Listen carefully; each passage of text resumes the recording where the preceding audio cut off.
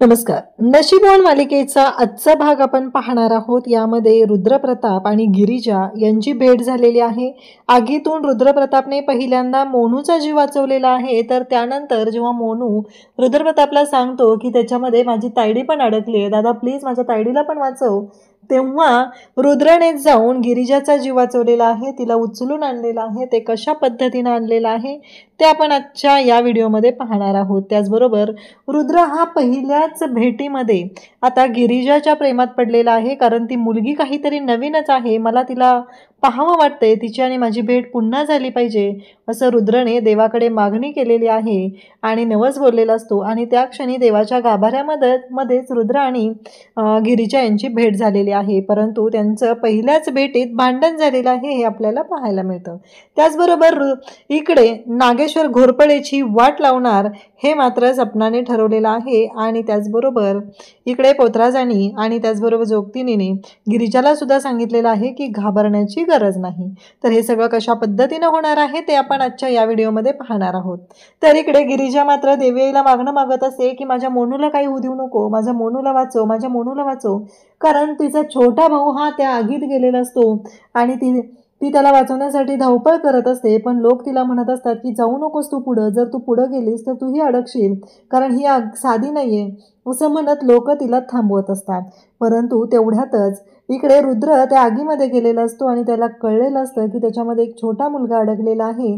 तर रुद्रने इकडे मोनूचा जीव वाचवलेला असतो आणि त्याला घेऊन तो आलेला असतो.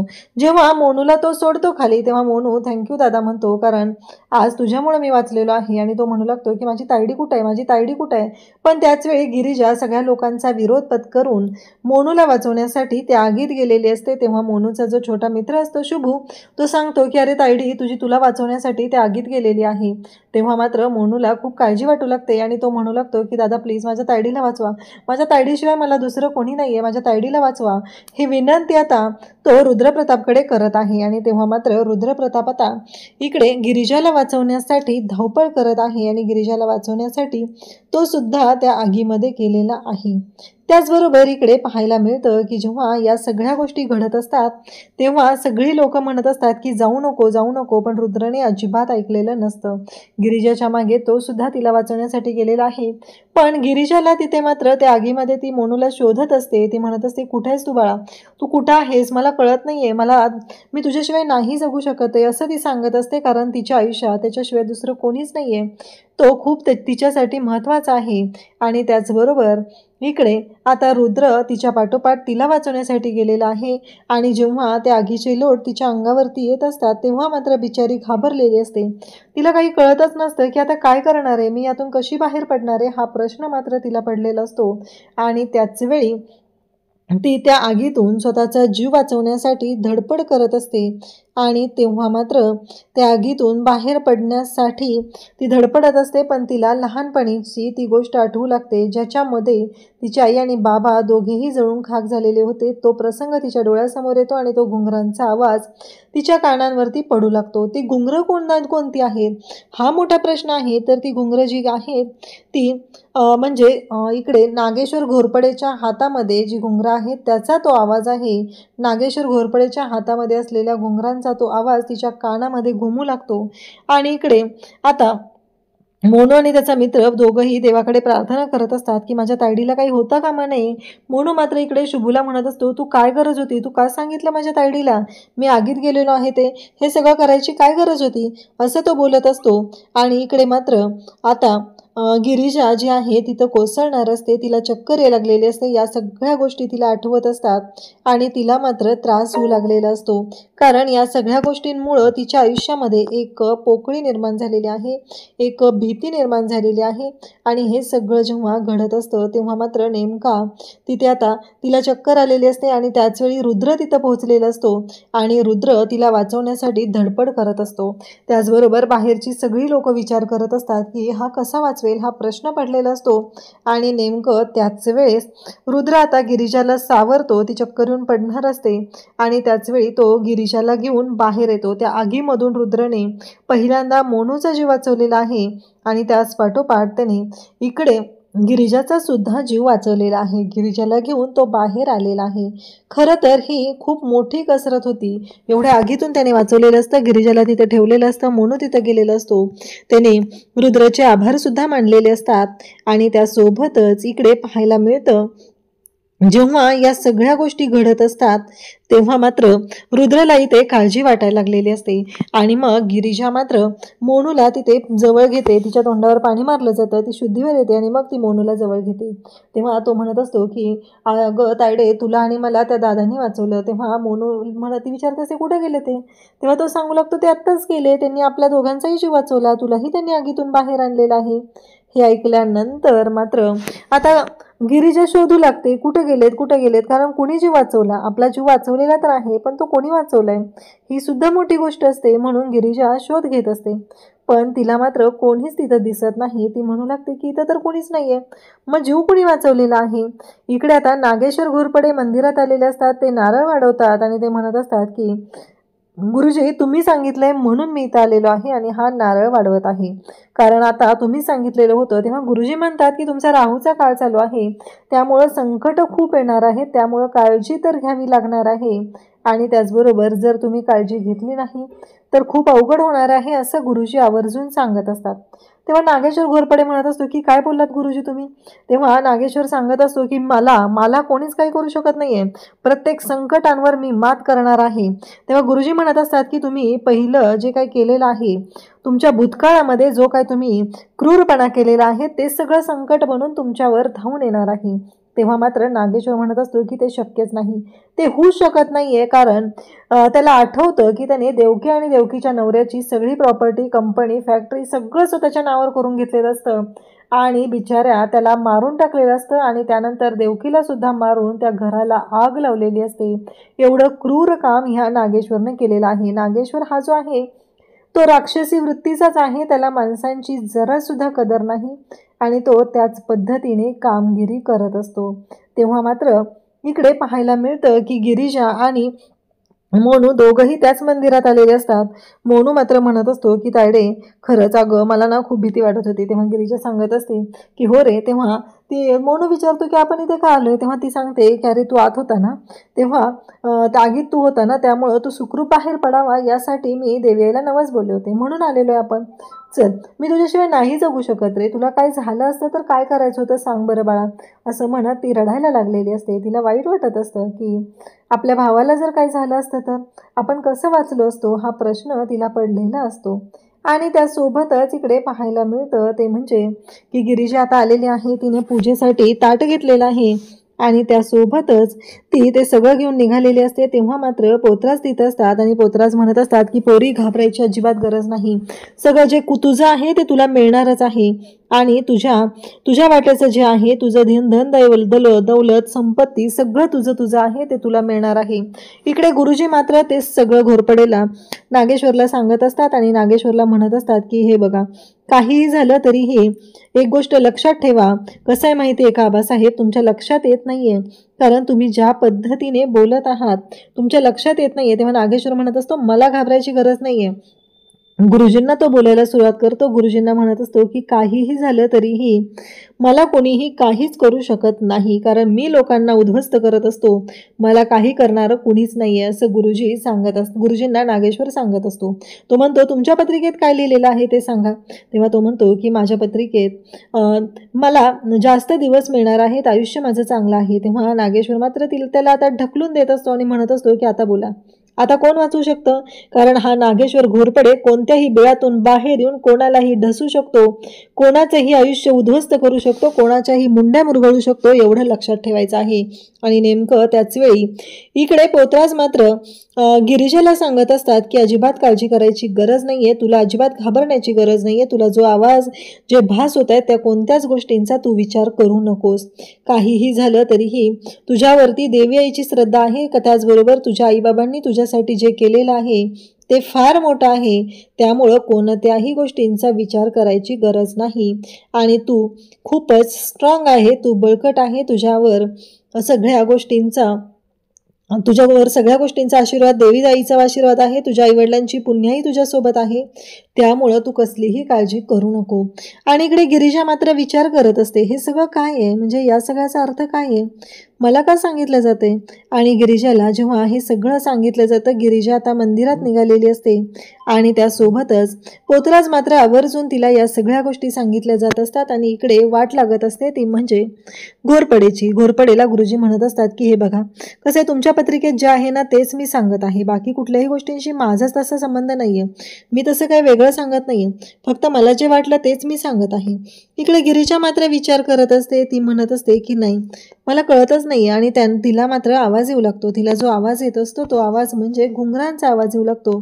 तेव्हा पोतराजाने तिला सांगितलेलं आहे, तुझ्या हक्काचं आहे ते तुला मिळणारच आहे, तोपर्यंत तुझ्या आईच्या आत्म्याला शांती लाभणार नाही, हे सगळं तुला मिळवावंच लागणार आहे, असं आवर्जून सांगितलेलं असतं.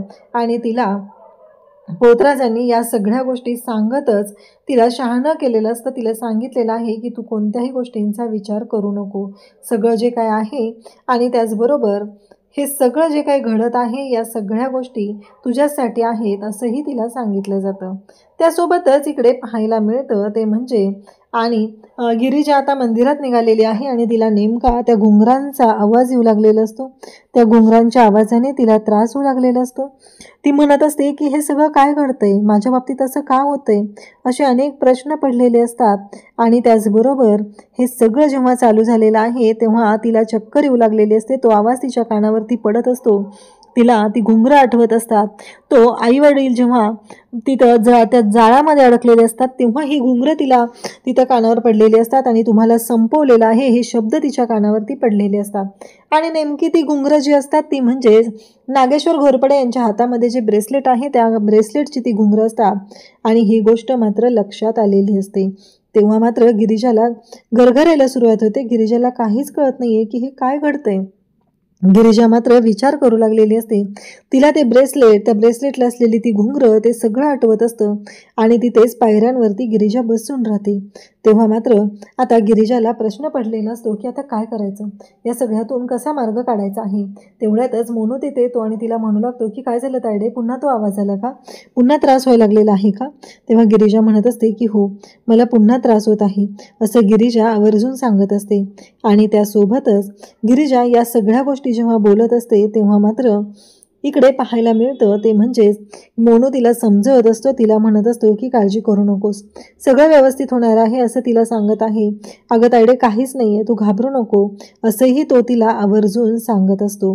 आणि त्याचबरोबर इकडे पाहायला मिळतं ते म्हणजे नागेश्वर घोरपडे आता पायऱ्या उतरून मंदिरातून खाली तर आलेले असतात, पण त्यांचा रुबाब मात्र वेगळा सुरू असतो.